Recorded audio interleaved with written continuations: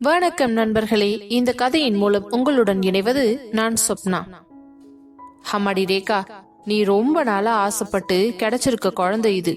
ரொம்ப கவனமா பாத்துக்கணும்டி என்றதும், அம்மா நீங்க கவலையே படாதீங்க, நான் அவ்வளவு கவனம் குறைவாலாம் இருந்துட மாட்டேன். இருக்க மாட்டேன், ஆனா இப்படி எல்லாம் அடிக்கடி கண்ணெல்லாம் கலங்கி எமோஷனல் எல்லாம் ஆகக்கூடாது, சரியா? நீ சிரிச்சுக்கிட்டு சந்தோஷமா இருந்தா வயிற்றுக்குள்ள இருக்கிற குழந்தையும் சந்தோஷமா வளரும் என்றதும், அப்படியாம்மா, இன்னில இருந்து பாருங்க, இந்த ரேகா எதுக்காகவும் கவலைப்பட மாட்டா, எல்லாத்துக்கும் சிரிச்சுக்கிட்டே சந்தோஷமா இருப்பா என்றதும், அப்படி சொல்லுடி என் ராசாத்தி என்று அவளுக்கு திருஷ்டி முடித்தவர், சரி மாப்பிள்ளை எப்ப வேணாலும் வந்துருவாரு, நான் கீழே போறேன், சம்பந்தியம்மா கூட பேசிட்டு இருக்கேன், உனக்கு ஏதாவது வேணும்னா என்ன கேளு, சரியா? அம்மா, இன்னும் உங்களுக்கு இங்க இருக்கிறவங்கள பத்தி எதுவும் தெரியல, இன்னும் கொஞ்ச நேரத்துல என்னெல்லாம் நடக்குதுன்னு மட்டும் வெயிட் பண்ணி பாருங்க என்றதும், என்னடி இப்படியெல்லாம் சொல்ற, எனக்கே பயமா இருக்கு என்றார். அம்மா, நீங்க வெயிட் பண்ணி தான் பாருங்களேன். சரி சரி என்று அவர் பின்பு கீழே இறங்கி சென்று விட்டார். அவர் கீழே இறங்கி வரவும் நவீன் மேலே ரேகாவிற்கு ஜூஸ் எடுத்துக்கொண்டு செல்லவும் சரியாக இருந்தது. என்ன மாப்ள, ஜூஸ் ரேகாவுக்கா? ஆமாங்க அத்தை, இனிமே அவ அடிக்கடி ஜூஸ் குடிச்சிட்டே இருக்கணும்ல, டாக்டர் சொல்லியிருக்காங்க என்றதும், அப்படியா, டாக்டர் இன்னும் வேற என்னெல்லாம் சொன்னாங்க மாப்ள? ஒன்னும் இல்ல அத்தை, 2 வாரம் கழிச்சு ஒரு ஸ்கேன் பண்றதுக்காக வர சொல்லிருக்காங்க. அந்த ஸ்கேன் பண்ணிட்டா அதுக்கப்புறம் நல்ல ஹெல்த்தியான ஃபுட் எல்லாம் சாப்பிட்டு உடம்ப தேத்திக்கணும்னு சொல்லியிருக்காங்க, அவ்வளவுதான். அப்படிங்களா? ரொம்ப சந்தோஷம் மாப்ள. சரி கொடுங்க, உங்களுக்கு எதுக்கு கஷ்டம், நானே அதை எடுத்துட்டு போய் அவகிட்ட கொடுத்துட்றேன். ஐயோ அத்தை, உங்களுக்கு எதுக்கு வீண் சிரமம், சும்மா மாடி ஏறி ஏறி இறங்கிட்டு நானே போய் கொடுத்து கையோட அவளை குடிக்க வச்சுட்டு வந்துடுறேன், இல்லனா குடிக்காம டிமிக்கி கொடுத்துருவா என்றதும், அதுவும் சரிதான், சரி அப்ப நீங்களே போங்க என்று கூறிவிட்டு சரி என்று தலையசித்து விட்டவன் நேராக தங்களது அறைக்கு சென்றான். உள்ளே நுழைந்ததும் மெத்தையில் அமர்ந்திருந்த ரேகாவை பார்த்து, ரேகா இந்தாடி ஜூஸ் குடி. என்ன மாமா, இப்போதான் வயிறு ஃபுல்லா சாப்பிட்டு வந்தேன், அதுக்குள்ள மறுபடியும் ஜூஸா? அதெல்லாம் முடியாது, இந்த மாதிரி டைம்ல நீ ஏதாச்சும் சாப்பிட்டுக்கிட்டே இருக்கணும். அதுக்காக என் வயிறு ஒன்னும் குப்பை தொட்டி இல்லையே, எதையாவது போட்டுக்கிட்டே இருக்கிறதுக்கு.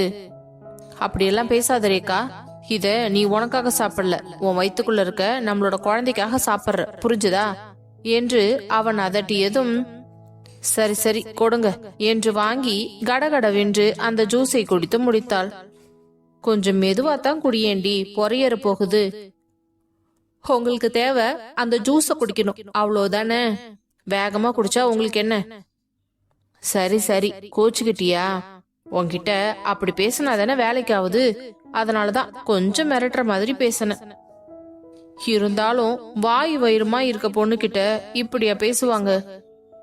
என்ன சொன்ன இன்னொரு வாட்டி சொல்லு என்றதும் அவள் முகம் வெட்கத்தில் தக்காளி போல சிவந்து விட்டது. இதெல்லாம் நீ சொல்ற போது கேக்குறதுக்கே ரொம்ப சந்தோஷமா இருக்குடி. நம்ம வாழ்க்கையிலயும் இப்படி ஒரு சந்தோஷம் கிடைக்கணும்னு எவ்வளவு நாள் நம்ம ஏங்கி தவிச்சோம்ல.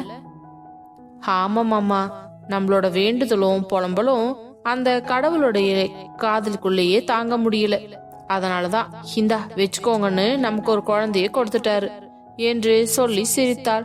பிறகு அனைவரும் ஒன்றாக சேர்ந்து இருந்து சந்தோஷமாக பழகி அப்படியே ஒரு வாரம் முடிந்தது. பின்பு ஒரு நாள் காலை காவியா, ஆகாஷ், பிரபாவதி, பாரதி, சூர்யா அனைவரும் மிகவும் பரபரப்பாக இருந்தனர். அதற்கு காரணம், இன்று காவியாவிற்கு 3வது மாத ஸ்கேன் செய்வதற்காக ஹாஸ்பிட்டலில் வர சொல்லி இருந்தார்கள். அனைவரும் ஒரு வழியாக கிளம்பி முடிக்க, சமந்தி இந்த தடவை என் மருமக கூட நானும் வருவேன், குழந்தைய பாக்கலாம்ல என்று பாரதி கேட்டதும், கண்டிப்பா சமந்தி, நாங்க கமலிக்கே அப்படித்தான் போய் பார்த்தோம், குழந்தை எவ்வளவு அழகா இருந்துச்சு தெரியுமா, இந்த வாட்டி நம்ம காவியாவோட குழந்தையையும் பார்த்துட்டு வந்துடலாம் என்று கூற பாரதி மிகவும் உற்சாகமாக தயாரானார். அப்பொழுது கண்ணனும் கைலாஷும் வந்து, அப்போ எங்க பேர குழந்தைய நாங்க பார்க்க வேண்டாமா என்றதும், ஏங்க எத்தனை பேர் தாங்க உள்ள விடுவாங்க, நீங்க வேற, அடுத்த டைம் போகும்போது நீங்க போயிட்டு வாங்க சரியா என்று கூற, பாருங்க சம்மந்தி, எப்படி சொல்லி நம்மள கழட்டி விட்டுட்டாங்க என்றதும், சரி விடுங்க சம்மந்தி, இந்த தடவை அவங்களே போயிட்டு வரட்டும், அடுத்த தடவை நம்ம எல்லாரும் சேர்ந்து போலாம் என்று கூற அவரும் சரி என்று ஆமோதித்தார். பின்பு இவர்கள் எல்லாம் மருத்துவமனைக்கு கிளம்பி செல்ல வீட்டில் கமலி ரேகா மட்டும் அமர்ந்து பேசிக் கொண்டிருந்தனர். அப்பொழுது ரேகாவின் அம்மாவும் வந்து அவர்களுடன் ஹாலில் அமர, அதே நேரம் பிரேமாவும் அங்கு வந்து அமர்ந்தார். அப்பொழுது ரேகாவிற்கு தட்டில் பழங்களை கட் பண்ணி எடுத்துட்டு வந்து கொடுத்துவிட்டு கமலியின் கையிலும் ஒரு தட்டை கொடுத்தார். உடனே கமலி, ஐயோ அத்தை, நீங்களுமா? இன்னைக்கு சூர்யா வாத்தியும் வீட்டுல இல்ல, எப்படியாச்சும் தப்பிச்சிடலாம்னு நினைச்சேன். அந்த டியூட்டிய நீங்க ஸ்டார்ட் பண்ணிட்டீங்களா என்று கேட்டு சிரித்து கொண்டே அந்த தட்டை வாங்கினாள். அக்கா இல்லனா என்ன, அக்காவோட இடத்துல இருந்து உங்களை பொறுப்பா பாத்துக்க வேண்டியது என்னோட கடமை. டைமுக்கு என்னென்ன சாப்பிடணுமோ அதெல்லாம் சாப்பிட்டுக்கிட்டே இருக்கணும், அப்பதான் குழந்தை ரொம்ப ஆரோக்கியமா வளரும் என்று கூறவும், இதையெல்லாம் ரேகாவின் அம்மா பார்த்து சிரித்து கொண்டே அமர்ந்திருந்தார். அப்பொழுது அவரை பார்த்த ரேகா, என்னம்மா பாத்துக்கிட்டீங்களா என்பது போல கண்ணசைக்க, பார்த்தேன் என்று அவரும் தலையசைத்தார். பின்பு இருவரும் ஒரு வழியாக பழங்களை சாப்பிட்டு முடித்தவுடன் உடனே பிரேமா, சரி கமலி, ரேகா ரொம்ப நேரம் இப்படியே உட்கார்ந்துட்டு இருக்க வேண்டாம், நீங்க போயிட்டு கொஞ்ச நேரம் ரெஸ்ட் எடுத்துக்கோங்க என்று கூற, சரிங்கத்த என்று இருவரும் மேலே எழுந்து சென்றனர். அப்பொழுது கமலி ரேகாவை தன்னுடைய அறைக்கு அழைத்து சென்றாள். ரேகா, இப்பெல்லாம் நீ என்னோட ரூம்க்கு வர்றதே இல்லடி. எங்கடி, அப்பா அம்மா வந்திருக்காங்களா? அவங்க திடீர்னு வந்து பேசிட்டு இருக்காங்க, நானும் அவங்கள பார்க்க போறேன், அப்புறமா நவீனும் பேசிட்டு இருக்காரு, இப்படியே போயிட்டு இருக்குதுடி. அதனாலதான் இந்த பக்கமே வர முடியல. இனிமே எனக்கு ஃபுல்லா ரெஸ்ட் தானே, கண்டிப்பா நான் உன் கூட தான் இருப்பேன், கவலையே படாத என்று கூற, பின்பு தோழிகள் இருவரும் சிரித்து அரட்டை அடித்துக் கொண்டு இருந்தனர். பின்பு எப்பொழுது உறங்கினார்கள் என்று தெரியாமலேயே கண்ணயர்ந்தும் விட்டனர். அதே நேரம் மருத்துவமனை சென்றவர்கள் ஸ்கேன் சென்டர் வாசலிலேயே காத்து கொண்டிருக்க, மருத்துவர் உள்ளே அழைப்பதாக கூறியதும் உடனே காவியாவும் ஆகாஷும் உள்ளே சென்றனர். அப்பொழுது பாரதியும் பிரபாவதியும், நீங்க 2 பேரும் ஃபர்ஸ்ட் உள்ள போங்க, அதுக்கப்புறம் எங்களையும் கூப்பிட்டாங்கன்னா நாங்களும் உள்ள வர்றோம். காவியா, மறக்காம டாக்டர் கிட்ட சொல்லுமா, நாங்களும் குழந்தைய பார்க்கணும்னு வெயிட் பண்றோம்னு என்றதும், சரிங்க அத்தை, நீங்க எல்லாரும் கவலைப்படாதீங்க, நான் எப்படியாச்சும் டாக்டர் கிட்ட பேசி உங்களை உள்ள கூப்பிட சொல்றேன், சரியா என்று கூறினாள். என் தங்கம் என்று அவளுக்கு திருஷ்டி முறித்து உள்ளே அனுப்பி வைத்தனர். பின்பு சிறிது நேரத்திலேயே ஒரு நர்ஸ் வந்து, உங்களை எல்லாம் டாக்டர் உள்ள வர சொல்றாரு என்று கூப்பிட, பின்பு அவர்கள் அனைவரும் அந்த இருட்டு அறையில் ஒரு கம்ப்யூட்டர் ஸ்கிரீனின் முன்னால் நின்று கொண்டிருந்தனர். அப்பொழுது டாக்டர் மைக்கில், என்ன எல்லாரும் வந்துட்டீங்களா, குழந்தைய பார்க்கலாமா என்றதும், பார்க்கலாம் டாக்டர் என்று கூற, உடனே ஸ்கிரீனில் குழந்தையை தெளிவாக காண்பித்தார். அதை பார்த்து பாரதிக்கும் பிரபாவதிக்கும் மிகுந்த சந்தோஷம். ஆகாஷால் அவனுடைய உணர்ச்சிகளை அடக்கிக் கொள்ளவே முடியவில்லை. சூர்யா இதற்கு முன்பு கமலியின் வயிற்றில் இருக்கும் குழந்தையை பார்த்திருந்தான் தான். இருப்பினும் தன்னுடைய தங்கையின் குழந்தையை ஆசை தீர கண்டு ரசித்தான். ஆகாஷ் மிகவும் எமோஷனலாக கண்களில் நீர் திரள பார்த்து கொண்டிருந்தான். அதே நேரம் குழந்தையின் இதய துடிப்பை ஆன் செய்ய அது லப்பு டப்பு என்று துடிக்கும் பொழுது அவனுடைய இதயமும் துடித்து விட்டது. பின்பு மருத்துவர், சரி நீங்க எல்லாரும் வெளியில இருங்க என்று கூற அனைவரும் வெளியே சென்று விட்டனர். பின்பு வெளியே வந்த காவியாவை பார்த்ததும் அனைவருக்கும் சந்தோஷம். காவியா, குழந்தைய நாங்க எல்லாருமே பார்த்தோம், எவ்வளவு அழகா இருந்துச்சு தெரியுமா, எங்க கண்ணே பற்றும் என்று திருஷ்டி கழித்தவர், அதுவும் குழந்தையோட இதய துடிப்பை கேட்கும் போது எவ்வளவு அருமையா இருக்குது என்று கூறினார். ஆனால் ஆகாஷோ அவனது உணர்ச்சிகளை மொத்தமாக கண்களில் தேக்கி வைத்துக் கொண்டு காவியாவையே பார்த்து கொண்டிருந்தான்.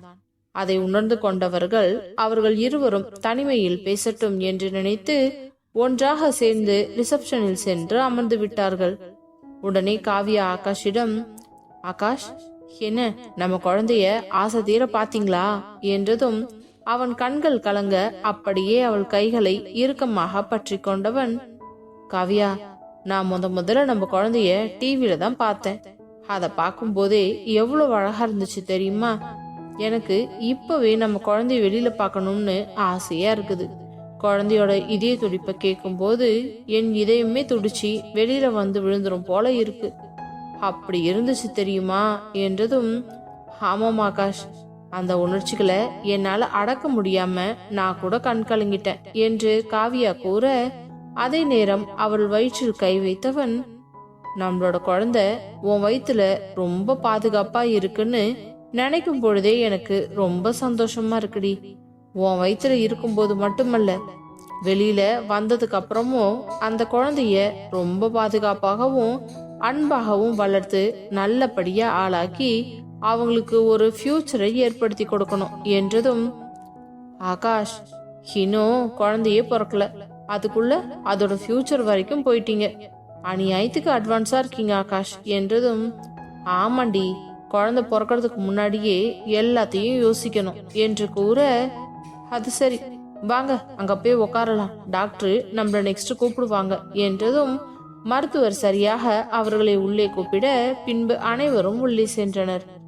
குழந்தை ரொம்ப ஆரோக்கியமா இருக்கு காவியா, நீங்களும் ரொம்ப ஆரோக்கியமா இருக்கீங்க. இதே மாதிரி கரெக்டா மெடிசின்ஸ் எல்லாமே எடுத்துட்டு வந்தீங்கன்னா தாராளமா குழந்தைய ரொம்ப ஆரோக்கியமா பெத்தெடுக்கலாம், சரியா என்று கூறினார். சரிங்க டாக்டர், அப்போ இதோட நெக்ஸ்ட் மந்த் நீங்க செக்அப் வந்தா போதும் என்று ஃபைலை க்ளோஸ் செய்து அவர்கள் கையில் கொடுத்து அனுப்பினார்.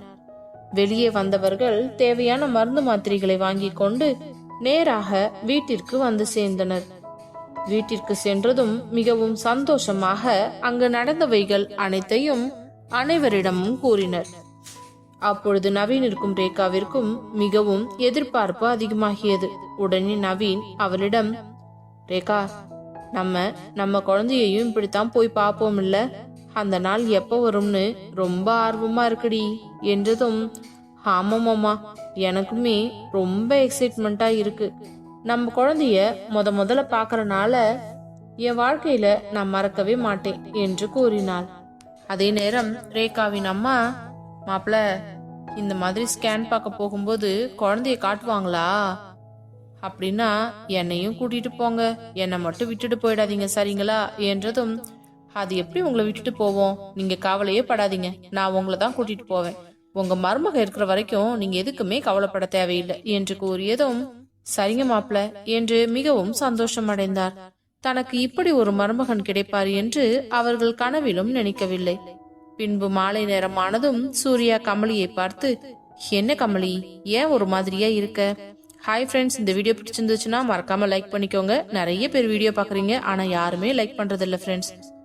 இல்ல சூர்யா, என்னன்னு தெரியல, இப்ப எல்லாம் சாப்பிட்டது எதுவுமே எனக்கு டைஜஸ்ட் ஆக மாட்டேங்குது, பசியே இல்ல, சாப்பிட்டு சும்மாவே இருக்கிறதுனாலயோ என்னவோ தெரியல, அதுவே ஒரு மாதிரியா இருக்கு என்றதும், சரிவா, நம்ம 2 பேரும் சின்னதா ஒரு வாக் போயிட்டு வரலாம், அப்போ உனக்கு கொஞ்சம் ஃப்ரீயா இருக்கும் என்று கூறவும் மிகவும் சந்தோஷமாக, சரி சூர்யா போலாம் என்று அவனின் கையை கொடுத்து கொண்டு கிளம்ப, அதே நேரம் பிரபாவதியும் பாரதியும், என்ன 2 பேரும் ஜோடியா எங்க கிளம்பிட்டீங்க என்று கேட்க, இல்லம்மா, கமலிக்கு சாப்பிட்டது செரிக்கவே இல்லையா, நெஞ்சு மேலேயே இருக்க மாதிரி இருக்குதான், அதனால கொஞ்ச நேரம் அப்படியே நடக்க வச்சுட்டு வரலாம்னு.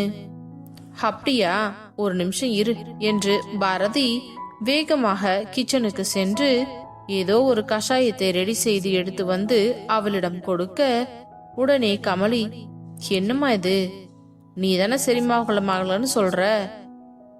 இல்லம்மா, சுட சுட இந்த கஷாயத்தை குடிச்சிட்டு அப்படியே கொஞ்ச தூரம் நடந்துட்டு வா, உனக்கு அதுக்கப்புறம் நல்ல பசி எடுக்கும் என்றதும், உடனே பிரபாவதி, சம்மந்தி, என்ன கஷாயம் இது, இப்ப நம்ம கொடுக்கலாமா டாக்டர் கேட்காம என்றதும், தாராளமா கொடுக்கலாம் சம்மந்தி, இதெல்லாம் இந்த மாதிரி கர்ப்பமா இருக்கிறவங்க குடிக்கிறது தான், அதுவும் இல்லாம இது எல்லாமே வீட்டுல இருக்க பொருளை வச்சு தயார் பண்ணது, அதனால பயப்படவே தேவையில்லை என்றதும் கமலியும் அதை வாங்கி மெதுவாக குடித்தாள். பின்பு சூர்யா, கமலி, அப்போ வா, அப்படியே போயிட்டு கொஞ்சம் வாக் பண்ணிட்டு வந்துடலாம் என்றதும் அனைவரிடமும் பை சொல்லிவிட்டு காரில் புறப்பட்டனர். நேராக ஒரு பார்க்கில் சென்று நிறுத்தியவன் கமலியை மெதுவாக இறக்கி அழைத்து கொண்டு அந்த பார்க்கின் உள்ளே நுழைந்தான். சிறிது நேரம் அந்த பார்க்கையே சுற்றி வலம் வந்து கொண்டிருந்தனர். கமலிக்கு அந்த கஷாயம் குடித்த பிறகு இப்பொழுது ஓரளவுக்கு தேவலாம் என்பது போல இருந்தது. அவள் மிகவும் உற்சாகமாக நடந்து கொண்டே அனைத்தையும் வேடிக்கை பார்த்து கொண்டிருந்தாள். பின்பு சூர்யா, கமலி ரொம்ப நேரமா நடந்துட்டு இருந்தா கால் வலிக்க போகுது, நம்ம அந்த பெஞ்சில போய் கொஞ்ச நேரம் உட்காரலாமா என்றதும், ஓகே சூர்யா என்று அவன் கையை பிடித்து கொண்டு அங்கே அமர, அதே நேரம் அந்த பார்க்கில் நிறைய குழந்தைகள் விளையாடி கொண்டிருந்தனர். அதை பார்க்கும் பொழுதே கமலிக்கு மிகவும் ஆசையாக இருந்தது. உடனே சூர்யாவிடம், சூர்யா, அந்த குழந்தைங்களை எல்லாம் பாருங்களேன், எவ்வளவு அழகா விளையாடுறாங்க. நமக்கும் குழந்தை பிறந்ததுக்கு அப்புறம் நம்மளும் குழந்தைய இந்த மாதிரி பார்க்கு, பீச்சு எல்லா இடத்துக்கும் கூட்டிட்டு வரணும் சூர்யா என்றதும், ஆமா கமலி, நீ ஏன் கவலைப்படுற? டெய்லி ஆபீஸ் முடிஞ்சு வந்ததுக்கு அப்புறம் வேற என்ன வேலை இருக்கு எனக்கு சொல்லு. நம்ம குழந்தைய டெய்லியுமே கூட்டிட்டு வந்து விளையாட வைக்கலாம். அங்க பாரு, எவ்வளோ பேரு சாப்பாடெல்லாம் கூட ஊட்டுறாங்க. நம்மளும் அதே மாதிரி குழந்தைக்கு தேவையான ஃபுட்டை எடுத்துட்டு வந்து இங்கவே விளையாட்டு மூலயமா ஊட்டிடலாம் என்று கூறியதும், அதுவும் சரிதான் என்று நேரம் போவது கூட தெரியாமல் அந்த குழந்தைகளை எல்லாம் பார்த்து ரசித்து கொண்டிருந்தனர். அதே நேரம் பிரபாவதி சூர்யாவிற்கு போன் செய்தார். போனை எடுத்து பார்த்தவன், அம்மா தான் கூப்பிடுறாங்க கமலி, நம்ம வந்து ரொம்ப நேரம் ஆச்சு இல்ல, நம்ம அதை மறந்தே போயிட்டோம். சரி இப்ப கிளம்பலாமா என்றதும், சரிங்க சூர்யா, ஃபர்ஸ்ட் நீங்க போன் எடுத்து அத்தை என்ன சொல்றாங்கன்னு கேளுங்க என்று கூறியதும் போனை அட்டன் செய்து, ஹலோ அம்மா சொல்லுங்க என்றான். சூர்யா, எங்க பார்க்கீங்க ரெண்டு பேரும்? போய் ரொம்ப நேரம் ஆகுது, கமலிக்கு நேரத்தை சாப்பாடு கொடுக்கணும் இல்ல, சீக்கிரமா கூட்டிட்டு பாப்பா என்றதும், இதோ கிளம்பிட்டம்மா, இங்க பக்கத்துல இருக்க பார்க்குக்கு தான் வந்தோம். இங்க நிறைய குழந்தைகள் விளையாடிட்டு இருக்காங்களா, அதையெல்லாம் பார்த்துட்டே உட்காந்துட்டோம். 2 நிமிஷத்துல கிளம்பிடுவோம் என்றதும், சரிப்பா, பார்த்து பொறுமையா கூட்டிட்டு வாய மருமகளை என்று கூறினார். பிறகு போனை வைத்தவன், சரி கமலி வா போலாம் என்று அவளை கையை பிடித்து அழைத்து கொண்டு காருக்கு வந்தான். காரில் அவளை ஏற்றிவிட்டு வண்டியை எடுத்தவன் மெதுவாக ஓட்டிக்கொண்டு வீட்டிற்கு செல்ல, அதே நேரம் பிரபாவதி வாசலில் வந்து எட்டி பார்க்கவும் சரியாக இருந்தது. இவர்களை பார்த்த உடனே, அப்பா வந்துட்டீங்களா, நான் என்னடா இன்னும் காணோம்னு பயந்துகிட்டே இருந்தேன். சரி சரி கமலி வா என்று அவளை அழைத்து கொண்டு உள்ளே சென்று அதே நேரம் காவியாவையும் ரேகாவையும் அழைத்தார். பின்பு 3 ஜோடிகளையும் அவர்கள் கணவர்களோடு நிற்க வைத்து பிரபாவதி மூவருக்கும் திருஷ்டி சுத்தி போட்டார். அதை பார்த்து கொண்டிருந்த பிரேமா, ரேகாவின் அம்மா, பாரதி அனைவருக்கும் மிகுந்த மகிழ்ச்சி. பிறகு வேலையாட்களிடம் அதை கொடுத்து நெருப்பில் போடுமாறு கூற அவர்களும் அதே போல செய்தனர். அப்பொழுது பிரேமா, அக்கா நீங்க இருக்கீங்களே, இந்த விஷயம் எனக்கு கூட தோடாம போயிடுச்சு. ஆனா நீங்க எவ்வளவு கரெக்டா செஞ்சிருக்கீங்க பாருங்க, அதுக்கு தான் வீட்டுல ஒரு பெரியவங்க இருக்கணுங்கிறது என்றதும், அடியே உன்னை விட நான் ஒன்னும் ரொம்ப வயசெல்லாம் அதிகம் கிடையாது, அதுக்குள்ள என்ன பெரியவங்க லிஸ்ட்ல சேர்த்துட்ட என்றதும் உடனே அனைவரும் கலகலவென்று சிரித்து விட்டனர். பின்பு, சரி சரி நேரமாச்சு, எல்லாரும் வாங்க, சாப்பிட்டு மாத்திரை போடணும் இல்ல என்று கூறி அவர்களை அழைத்து அமர வைத்து இரவு உணவு பரிமாறப்பட்டது. அப்பொழுது பிரபாவதி, பாரதி, பிரேமா, ரேகா அனைவரிடமும், இங்க பாருங்க, கமலியோட ஃபங்க்ஷனுக்கு இன்னும் ஒரு நாள் தான் இடையில இருக்கு. நாளன்னைக்கு நம்ம இந்த ஃபங்க்ஷனுக்காக மண்டபத்துக்கு கிளம்பி போகணும். அவங்களோட துணியெல்லாம் ரெடி பண்ணி வச்சிட்டீங்கல்ல, ஜாக்கெட் எல்லாம் ரிசீவ் பண்ணிட்டீங்களா என்றதும் அனைவரும் வாங்கிவிட்டோம் என்று கூற, சரி இன்னும் வேற ஏதாவது விட்டு போய் இருந்துச்சுன்னா சொல்லுங்க, நாளைக்கு அதெல்லாம் வாங்கிட்டு வர சொல்லிடுறேன். அப்புறம் நாளைக்கு அது இல்ல இது இல்லைன்னா சொல்லக்கூடாது, சரிங்களா பிள்ளைங்களா என்றதும், சரிங்க அத்தை, ஓகேமா என்று கோரஸாக பதில் வந்தது. பின்பு சாப்பிட்டு விட்டு அனைவரும் அவர்கள் அறைக்கு சென்று விட்டனர் உறங்குவதற்காக.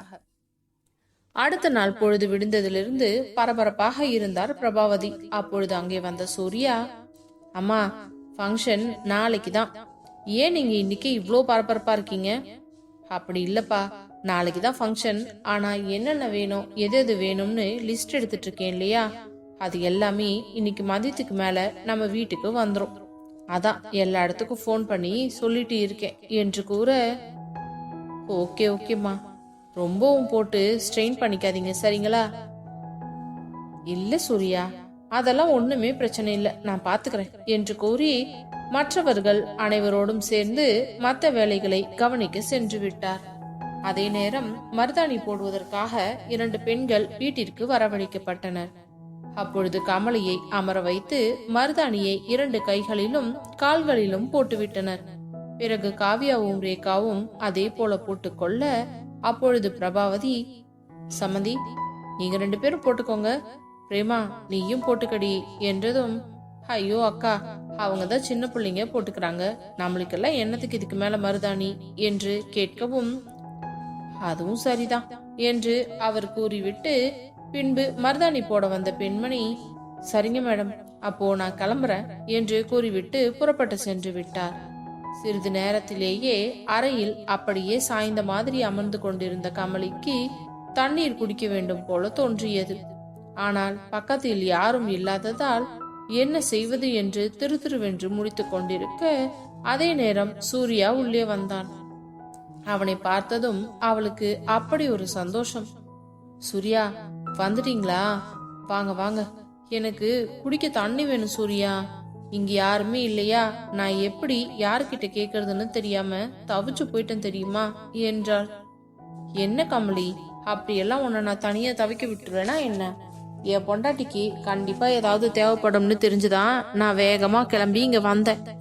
இரு, நான் ஃபர்ஸ்ட் உனக்கு தண்ணி தரேன் என்று ஜக்கில் இருந்த தண்ணியை கிளாஸில் ஊற்றிக்கொண்டு சென்று அவள் வாயில் வைக்க, மடக்கு மடக்கு என்று திருப்தியாக தண்ணீர் குடித்து முடித்தாள். பிறகு கிளாஸை டேபிளில் வைத்தவன் அவளது கைகளையும் கால்களையும் பார்த்து ரசித்துக் கொண்டிருந்தான். கமலி, மருதாணி ரொம்ப அழகா போட்டிருக்காங்கடி என்றதும், சூர்யா இங்க பாருங்க என்று அவளது உள்ளங்கையை காட்ட, அந்த உள்ளம் கையில் ஒரு குழந்தையின் வரைபடம் இருந்தது. வாவ் கமலி, இந்த குழந்தை அழகா இருக்குடி. இதுதான் சூர்யா நம்ம குழந்தை. இந்த குழந்தைக்கு நடுவுல பாத்தீங்களா என்ன எழுதியிருக்கு என்றதும் நன்றாக உற்று பார்த்தவன், என்னடி எஸ்கேன்னு போட்டிருக்க? ஆமா, அது சூர்யா கமலி. பாரேன் என் பொண்டாட்டிக்கு எந்த அளவுக்கு அறிவுன்னு, இவ்வளவு தூரம் யோசிச்சிருக்க, எனக்கு இது தோணாம போச்சே என்றதும், என்ன சூர்யா, நம்ம குழந்தைக்கு ஒரு அடையாளம் வேணாமா? அதுக்குதான் நம்மளோட பேரை எழுத சொன்னேன் என்றதும், சரி கமலி, அப்படின்னா நம்ம ஒண்ணு செய்யலாம்.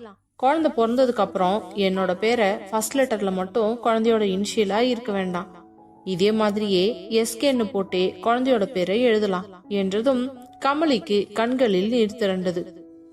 உண்மையாலுமா சூர்யா?